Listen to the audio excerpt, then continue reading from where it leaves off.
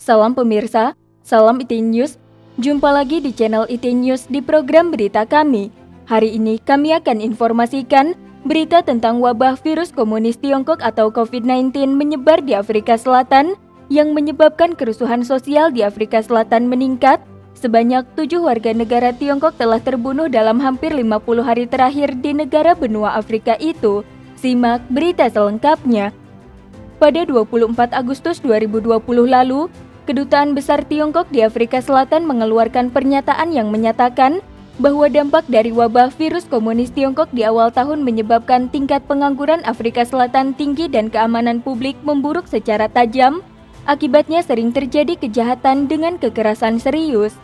Dalam 1,5 bulan terakhir sudah ada 7 warga Tiongkok tewas di sini. Di antara warga Tiongkok yang terbunuh adalah Chong Cheh-wei dan istrinya, mantan Presiden Asosiasi Ciklu Afrika Selatan. Laporan Radio Free Asia pada tanggal 25 mengutip orang yang bertanggung jawab atas kantor media Tiongkok di Afrika Selatan mengungkapkan bahwa penyerangan dan pembunuhan warga Tiongkok setempat menyebabkan kematian dan cedera yang lebih serius daripada yang diumumkan resmi oleh komunis Tiongkok. Orang dalam mengatakan bahwa situasi keamanan publik di Afrika Selatan telah memburuk belakangan ini daripada di masa lalu. Dulu 50 orang terbunuh setiap hari, tetapi sekarang telah meningkat menjadi lebih dari 60 orang setiap hari. Oleh karena itu, pemerintah daerah tidak terlalu serius menanggapi orang-orang Tiongkok yang terbunuh. Saya telah menghitungnya, rata-rata 1 orang Tiongkok harus mati dalam 4 hari, karena Afrika Selatan telah kelaparan selama 5 bulan dari Maret hingga sekarang, jadi ini perampokan dan pembunuhan lebih serius, kata sumber orang dalam. Pada 13 Agustus tahun ini, Chong Cheh-wei dan istrinya, mantan ketua Asosiasi Ciklu Afrika Selatan, ditembak dan dibunuh oleh penjahat di siang hari bolong di Johannesburg. Media lokal melaporkan bahwa 3 pria yang menyerang Chong Cheh-wei dan istrinya melepaskan setidaknya 6 tembakan, membunuh mereka. Banyaknya orang yang menganggur karena dampak epidemi membuat masyarakat Afrika Selatan semakin bergolak dan memicu kebencian sosial. Opini publik percaya bahwa pembunuhan, perampokan, dan penculikan berturut-turut baru-baru ini terhadap warga negara Tiongkok terkait dengan jenis kebencian ini.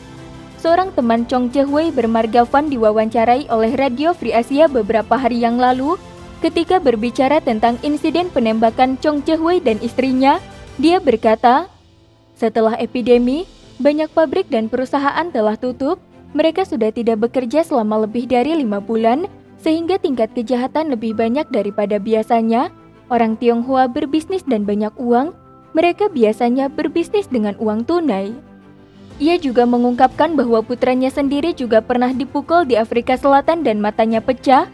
Alasannya adalah orang Tionghoa yang membawa virus komunis Tiongkok ke Afrika Selatan dan sangat muak dengan fenomena orang Tiongkok memakan hewan liar yang menyebabkan penyakit menular. Selain itu, pengusaha Tionghoa di Zambia, Afrika Tengah juga mengatakan kepada Radio Free Asia bahwa karena komunis Tiongkok menyembunyikan epidemi virus komunis Tiongkok, pengusiran dan karantina paksa orang kulit hitam terjadi di Guangzhou yang menyebabkan tekanan orang Tionghoa di Afrika berlipat ganda.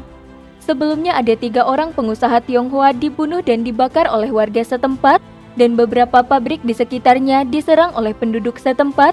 Pengusaha Tionghoa di Afrika ingin kembali ke Tiongkok, tetapi dihadapkan pada hambatan yang ditetapkan oleh pemerintah Tiongkok.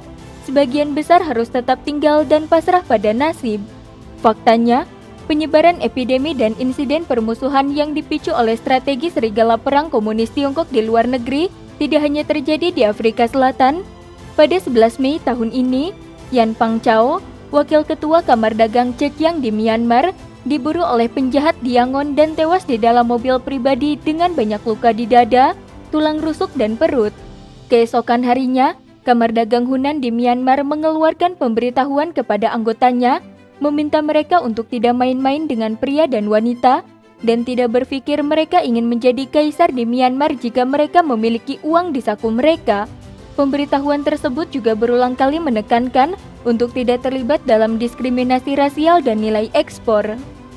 Terutama di tempat umum atau grup WeChat, jangan selalu mencoba untuk menempatkan nilai dan keyakinan Anda sendiri di kepala orang lain. Orang lain akan melihat tanpa mengatakannya, karena memikirkan persahabatan, kita harus tahu bagaimana menyatu. Bunyi pemberitahuan Kamar Dagang Hunan di Myanmar itu. Sekian berita IT News hari ini. Terima kasih telah menonton dan silakan subscribe channel ini dan bagikan ke teman-teman Anda. Jika Anda memiliki opini, silakan beri komentar di bawah ini. Sampai jumpa.